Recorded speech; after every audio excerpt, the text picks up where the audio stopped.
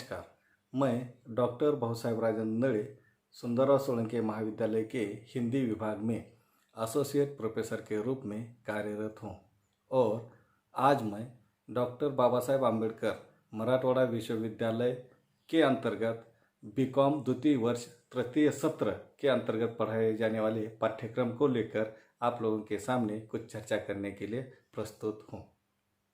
प्रश्न पत्र का नाम है संप्रेषण मूलक व्यावसायिक हिंदी भाग 1। प्रस्तुत है उसका पाठ्यक्रम। इस प्रश्न पत्र के अंतर्गत कुल 5 पाठ हमारे अध्ययन के लिए रखे गए हैं। उनमें से पहला पाठ है भाषा और भाषा शिक्षण। इस पाठ के अंतर्गत कुल 5 इकाइयों का हमें अध्ययन करना है। उनमें से पहली इकाई है भाषा, तात्पर्य और स्वरूप, अर्थात भाषा किसे कहते हैं उसकी जानकारी हमें इस इकाई के अंतर्गत प्राप्त करनी है। दूसरी इकाई है भाषा के प्रकार्य, अर्थात भाषा के प्रमुख कार्यों को इस इकाई के अंतर्गत हमें जानना है। तीसरी महत्वपूर्ण इकाई है भाषा के विविध रूप, अर्थात लिखित भाषा, मौखिक भाषा, जैसे भाषा के विविध रूप है, उन रूपों को हमें विस्तृत रूप से इस इकाई के अंतर्गत देखना है। चौथी इकाई है भाषा शिक्षण की प्रक्रिया, अर्थात भी बच्चा भाषा कैसे सीखता है उसके शिक्षण की पूरी प्रक्रिया इस इकाई के अंतर्गत हमें देखनी है। महत्वपूर्ण इकाई है भाषा शिक्षण की प्रक्रिया, अर्थात कोई भी बच्चा मातृभाषा और अन्य भाषा किस तरह सीखता है उसके शिक्षण की पूरी विधि, पूरी प्रक्रिया इस इकाई के अंतर्गत हमें देखनी है। और 5वीं महत्वपूर्ण इकाई है भाषा कौशल्य, अर्थात श्रवण, वाचन, लेखन और भाषण कौशल्यों को किस तरह विकसित किया जा सकता है उसके संदर्भ में हमें इस इकाई के अंतर्गत देखना है। दूसरा महत्वपूर्ण पाठ है प्रयोजन मूलक भाषा और हिंदी। इस पाठ के अंतर्गत कुल 4 इकाइयों का समावेश किया गया है। उनमें से पहली इकाई है प्रयोजन मूलक भाषा, तात्पर्य एवं स्वरूप, अर्थात प्रयोजन किसे कहते हैं, उसका स्वरूप क्या है, वह हमें इस पाठ के अंतर्गत देखना है, उसकी व्याप्ति आदि को सामने रखते हुए।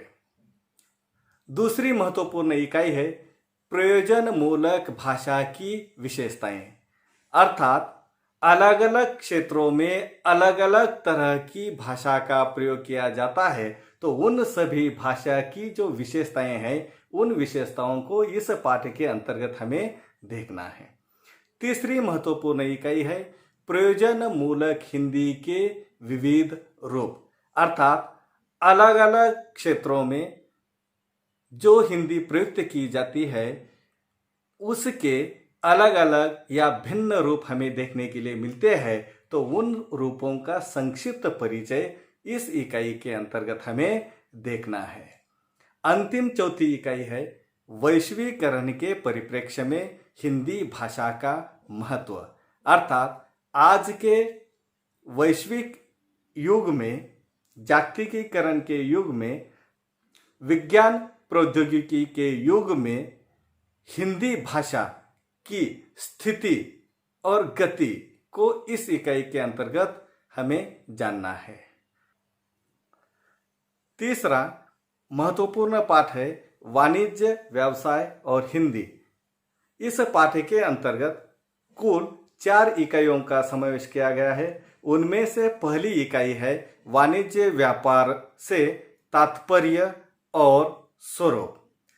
इसके अंतर्गत वाणिज्य व्यापार के जो विभिन्न क्षेत्र है उन क्षेत्रों का संक्षिप्त परिचय स्वरूप के रूप में हमें देखना है।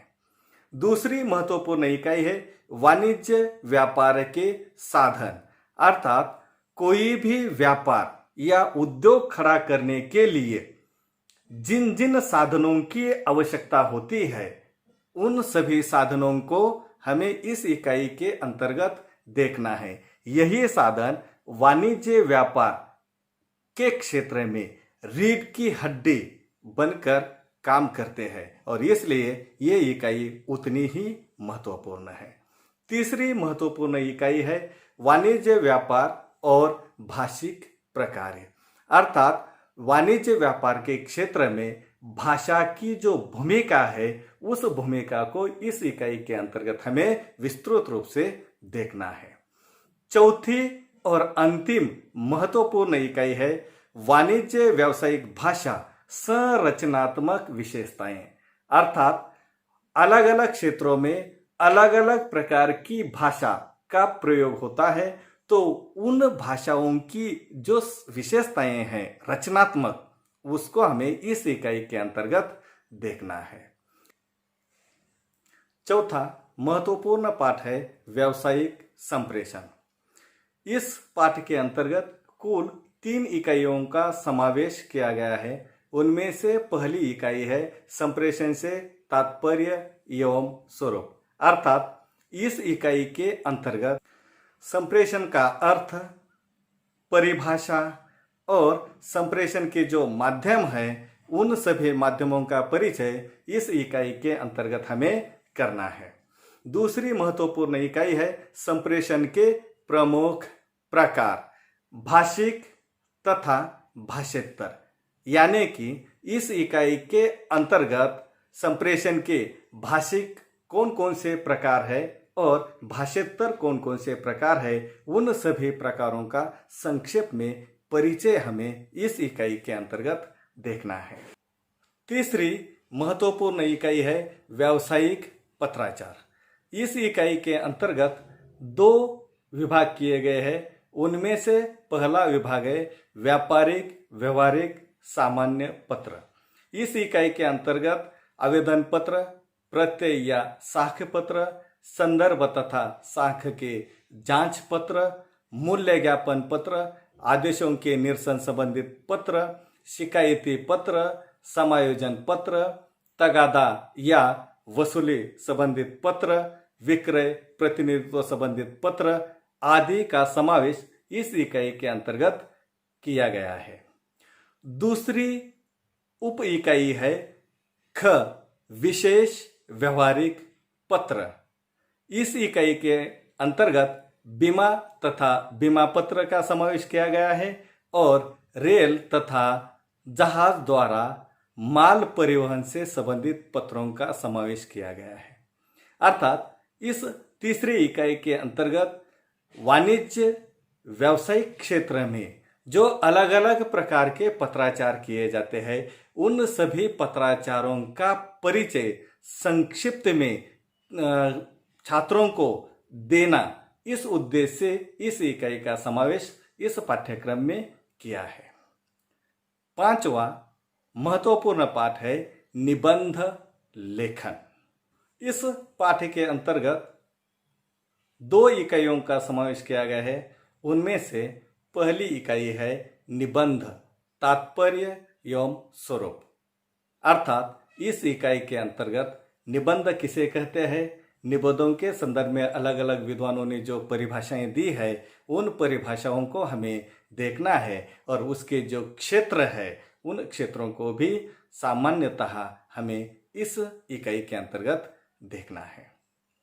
दूसरी महत्वपूर्ण इकाई है निबंध लेखन, व्यवहारिक आर्थिक विषय पर निबंध लेखन, अर्थात इस इकाई के अंतर्गत अलग अलग क्षेत्रों में अलग अलग विषयों पर किस तरह निबंध लिखा जा सकता है उसके कुछ उदाहरण छात्रों के सामने रखने हैं और उस उदाहरणों के द्वारा उन अलग अलग विषयों के अनुसार निबंधों का स्वरूप कैसे परिवर्तित होता है वह समझाने का प्रयास इस इकाई के अंतर्गत करना है। इस तरह के पाठ्यक्रम का समावेश किया है। बीकॉम द्वितीय वर्ष में अध्ययन करने वाले छात्रों के अंदर अलग अलग प्रकार की क्षमताओं को विकसित करने की दृष्टि से यह पाठ्यक्रम डॉक्टर बाबा साहेब अम्बेडकर मराठवाड़ा विश्वविद्यालय ने लागू भी किया है। मुझे आशा है कि बीकॉम द्वितीय वर्ष तृतीय सत्र में हिंदी भाषा का अध्ययन करने वाले जो छात्र हैं उन छात्रों को इस वीडियो के द्वारा पाठ्यक्रम की पूरी जानकारी मिलेगी। धन्यवाद।